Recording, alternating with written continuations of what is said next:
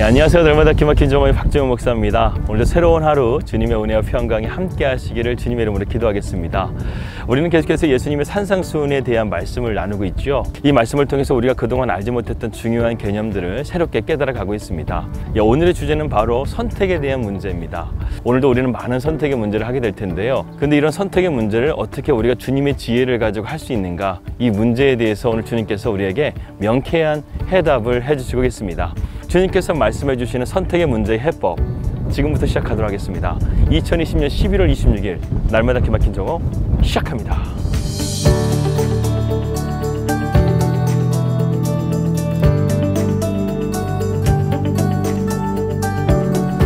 예수님의 산상수훈에 대한 마지막 부분에 우리가 들어가게 됩니다. 사실 예수님의 산상수훈의 말씀은요, 마태복음 7장 12절의 말씀에서 끝을 맺게 됩니다. 이 12절의 말씀은 우리가 잘 아는 황금률에 대한 말씀이죠. 그러므로 무엇이든지 남에게 대접을 받고자 하는 대로 너희도 남을 대접하라. 이것이 율법이요 선지자니라. 이렇게 예수님께서는 산상수훈에 대한 결론을 내리신 다음에요, 13절부터 29절까지 우리 그리스도인들의 선택에 대한 문제를 다루고 계십니다. 그래서 어제는 우리 그리스도인들이 걸어가야 될 좁은 문, 좁은 길에 대해서 말씀을 드렸고요. 오늘 우리의 신앙적인 문제에 대해서 우리가 바른 선택을 할 수 있도록 주님께서 우리에게 말씀해주고 있습니다. 특별히 주님께서 우리에게 두 번째로 선택의 문제를 제시하신 것은 의외로 거짓 선지자에 대한 내용입니다. 거짓 선지자들을 삼가라. 양의 옷을 입고 너희에게 나오나 속에는 노략질하는 일이라. 그들이 열매로 그들을 알지니 가시나무에서 포도를 또는 엉겅퀴에서 무화과를 따겠느냐. 여러분, 기독교의 역사는요, 이러한 거짓 교사들의 길고도 지루한 논쟁의 스토리라고 할 수 있습니다. 하지만 시대마다 그러한 거짓 교사들이 있었지만요, 하나님의 전반적인 섭리에서 보게 되면 그들이 지닌 가치는 교회의 진리를 더욱더 신중하게 생각하게 만들고 교리를 더욱더 바르게 세우게 되는데 기회를 주었다는 것입니다. 하지만 그들의 거짓된 교리를 통해서 교회가 얼마나 많이 핍박을 당하게 되고 많은 희생을 치러야 됐다는 것은 우리가 부정할 수 없는 사실입니다. 더군다나 문제는요, 오늘날에도 이러한 거짓 교사들이 더욱더 많아졌다는 거예요. 그렇다고 한다면 이러한 거짓 교사들을 분별할 수 있는 주님의 명쾌한 해법은 무엇이겠습니까? 오늘 그것을 함께 말씀을 통해 나눠보도록 하겠습니다. 성경시대 참된 선지자는 언제나 신적인 영감에 의해서 진리를 가르쳤습니다. 하지만 거짓 선지자는 하나님께 받은 것이 아님에도 불구하고 자신이 그러한 영감을 받았다고 하면서 실제로는 진리가 아니었던 것을 전파했던 자들이었습니다. 예수님 시대에만 거짓 선지자들이 있었을까요? 아니에요. 구약 시대도 있었고요, 초대교회 시대 때도 있었고, 또 중세 시대, 그리고 오늘날 우리가 살아가고 있는 이 세상 가운데서도 거짓 교사들은 많이 있습니다. 마태복음 24장 4절의 말씀 보게 되면 이 세상의 끝날의 때에 많은 적그리스도인들이 나타날 것이라고 주님은 경고하시고 있습니다. 많은 가짜 메시아가, 그리고 가짜 그리스도가 나타날 것이라는 거예요. 이제 왜 가짜가 그렇게 많은지 아시겠습니까? 이제 말세가 가까워지고 있다는 의미인 것입니다. 적그리스도인들이 더 많이 출현하면 출현할수록 이 세상의 끝이 오고 있다는 사실입니다. 그러나 여러분, 우리가 너무 가짜에게 주눅들 필요가 없습니다. 가짜가 있다는 것은요, 진짜가 있다는 뜻입니다. 우리가 진짜이신 예수 그리스도를 붙들게 되면 우리는 이런 가짜들을 능히 물리치고 승리하는 믿음의 삶을 살게 될 줄을 믿습니다. 그렇다고 한다면 이런 거짓 선지자들의 특징이 무엇인가 한번 살펴보도록 하겠습니다. 첫 번째로 주님께서 말씀해 주시는 이 거짓 선지자들의 특징은요, 그들은 이름에도 불구하고 양의 탈을 쓰고 있다는 것입니다. 거짓 선지자들을 삼가라. 양의 옷을 입고 너에게 나오나 속에는 노략질하는 일이라.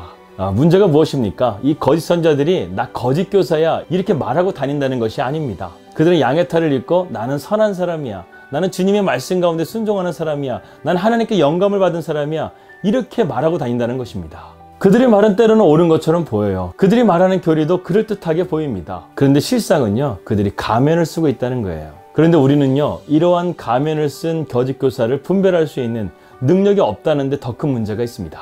사실 이런 거짓 교사들의 출현은요, 우연이 아닙니다. 바울은 고린도서 11장 14절의 말씀에서요, 이것이 이상한 일이 아니라 사단도 자기를 광명의 천사로 가장하나니, 이렇게 말씀하고 있어요. 그렇습니다. 그들이 이런 거짓된 삶을 살아가는 것은요, 마귀의 자식이라는 것입니다. 마귀의 조종을 당하고 있다는 거예요. 마귀가 어떤 존재입니까? 변장의 대가 아닙니까? 우리의 삶을 넘어뜨릴 때요, 마귀는 항상 똑같은 방법으로 우리에게 접근하지 않아요. 항상 새로운 방법으로 우리에게 접근하게 해서 우리를 무장해제하게 만들고 우리를 넘어뜨리려고 한다는 것입니다. 두 번째, 그들은요, 우리 기독교와 매우 비슷하다는 거예요. 오늘 주님께서 이렇게 말씀하십니다. 나더러 주여 주여 하는 자마다 천국에 다 들어갈 것이 아니요. 여러분, 주여 주여 하는 것이 무엇이 문제가 되겠습니까? 그런데요, 여기에 중요한 것이 빠져 있다는 거예요. 우리가 주님을 고백한다는 것은요, 우리의 믿음을 담아서 고백하는 것인데, 이 거짓 교사들은 그것을 믿음으로 고백하는 것이 아니라 사람들에게 자기의 가치를 높이기 위해서 그렇게 주여 주여 외친다는 것입니다. 로마서 10장 10절의 말씀 보게 되면요, 사람이 마음으로 믿어 의에 이르고 또 입으로 시인하여 구원에 이른다, 이렇게 말씀하고 있는데요, 우리가 마음으로 믿어야지만 의에 이르고 또 입으로 시인할 때 이 말씀처럼 우리의 믿음이 진실하게 주님을 고백하는 것은 문제가 되지 않아요. 하지만 이런 믿음의 바탕이 없이 단순하게 입술로만 주여 주여 외치는 것은요, 지적인 동의, 아는 것으로 말하는 것과 같다는 것입니다. 그래서 이런 거짓 교사들은요, 화려한 걸 좋아해요. 또 그리고 형식적인 것을 좋아합니다. 그래서 어떤 교회는 예배의 형식이나 예배의 기획을 보게 되면 상당히 뛰어납니다. 그런데요, 그 예배 가운데 감동이 없는 거예요. 담백함이 없는 거예요. 그리고 예배의 절정이 무엇입니까? 바로 하나님의 말씀 아닙니까? 그런데 그들이 말하는 것은요, 마른 장작과 같이 삶이 지치고 정말 영혼의 갈증을 찾고 있는 자들에게 해결함을 주지 못하는 그러한 말씀이 될 수밖에 없다는 것입니다.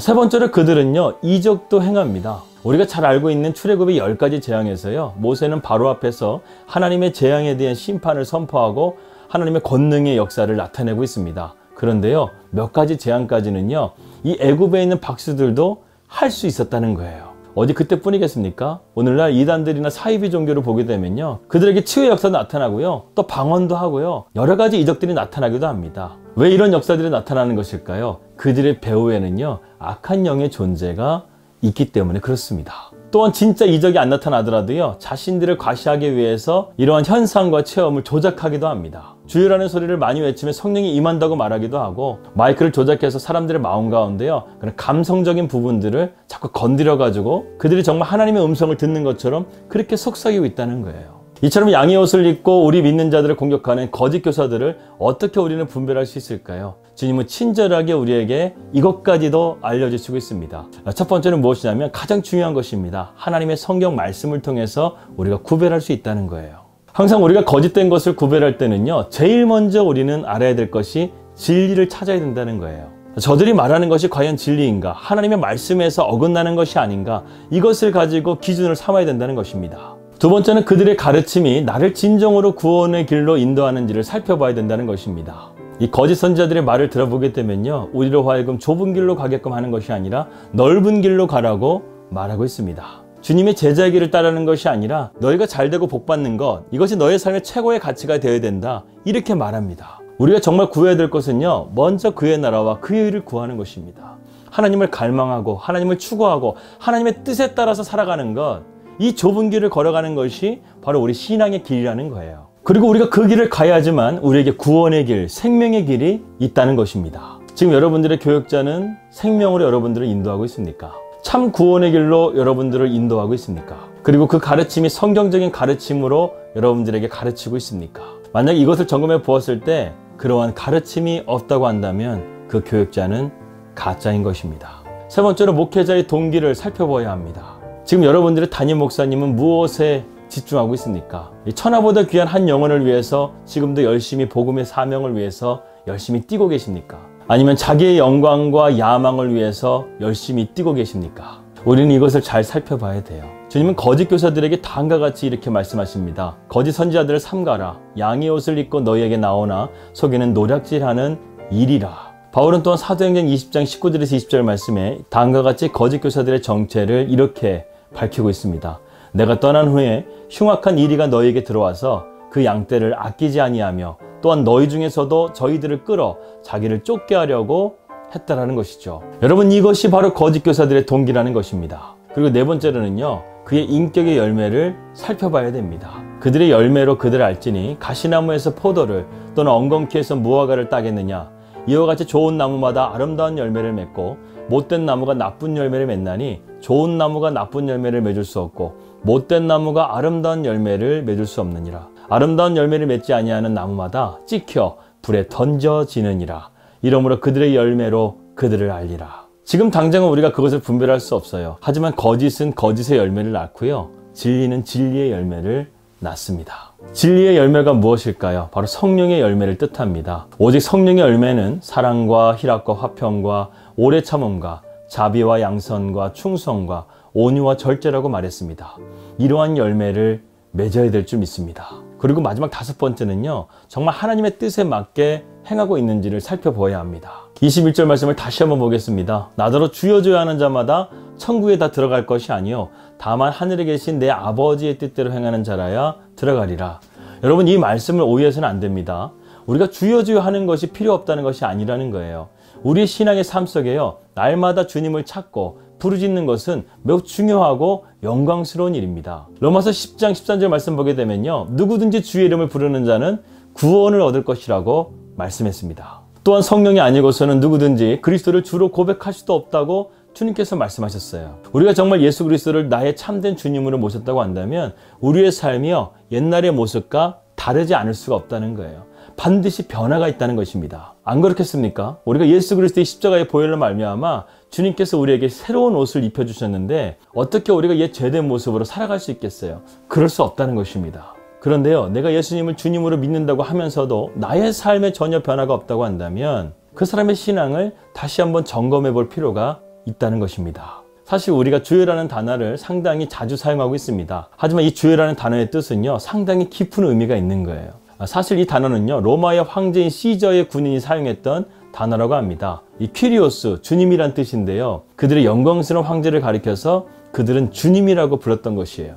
My Lord, 이렇게 부르는 것입니다. 당신이 나의 주님이십니다. 이 고백은요, 나는 당신의 명령에 복종합니다. 나는 마음을 다해서 당신을 따라갑니다. 그리고 나의 목숨은 온전히 당신께 달려 있습니다. 이렇게 고백하는 것입니다. 이제 우리는 주님을 믿기로 한 이상 우리의 만왕의 왕 되신 주님을 우리의 주군, My Lord, 나의 주님으로 섬겨야 됩니다. 그런데요, 가슴이 없이 머리로만 주여 주여 외친다는 것은 반쪽짜리 충성에 불과한 것입니다. 아니, 이러한 믿음은요, 언제든지 변절할 수 있는 믿음이라는 거예요. 야고보서 2장 19절의 말씀 보게 되면요, 내가 하나님은 한 분이신 줄을 믿느냐? 잘하는도다.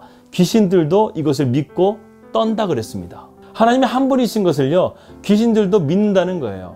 그런데 그들의 믿음은요, 단순하게 지적인 믿음입니다. 그들은 영원히 구원받을 수 없는 존재예요. 오늘날 너무나 지식적인 종교인들이 너무나 많습니다. 그로 인해서 우리의 소중한 복음이 값싼 은혜가 되어버렸어요. 그래서 독일의 고백교회의 목사였던 디트리트 보네표는 다음과 같이 이렇게 유명한 말을 남겼습니다.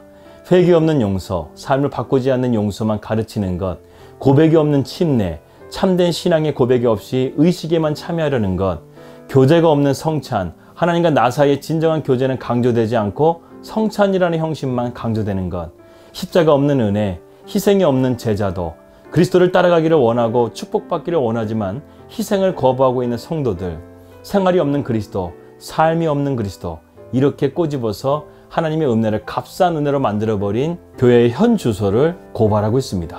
여러분, 이것이 바로 거짓의 영, 마귀의 최종 목적입니다. 주님의 복음을요, 그들이 믿음으로 받아들이지 못하도록 이렇게 거짓 교사들, 적그리스도, 이런 자들을 자꾸만 보내서요, 우리를 미혹해 하는 거예요. 이제 여러분들에게 질문해 보겠습니다. 여러분은 지금 어떠한 선택을 하면서 세상을 살아가고 있습니까? 하나님의 뜻을 행하는 삶을 살아가고 있습니까? 아니면 거짓 교사의 뜻, 세상의 뜻을 따라 살아가고 있습니까? 기도하겠습니다. 하나님 아버지, 감사합니다. 오늘 우리가 그리스도의 선택 2번째 시간으로 우리에게 거짓의 영 마귀 사탄이 이 세상 가운데 거짓 교사와 적그리스도를 보내서 우리의 믿음을 흔들고 있습니다. 하나님, 이러한 세상 가운데서 우리가 온전히 주님의 뜻을 행하는 삶으로 나아갈 수 있도록 주님께서 우리를 지켜주시고 보호해 주시고 능력으로 함께하여 주시옵소서. 예수님의 이름으로 기도했습니다. 아멘. 세상이 아무리 뭐라 한다 할지라도 우리가 주님의 말씀에 순종하고 믿음으로 나아갈 수 있다고 한다면 그리스도인의 선한 영향력을 우리의 이 땅 가운데 다시 한번 보여줄 수 있습니다. 우리가 그러한 믿음으로 나아갈 수 있는 우리 날마다 기막힌 정오 식구들이 되시기를 주님의 이름으로 기도합니다. 평안한 하루 되시고요. 저는 내일 뵙도록 하겠습니다. 우리 믿음으로 승리합시다. 할렐루야.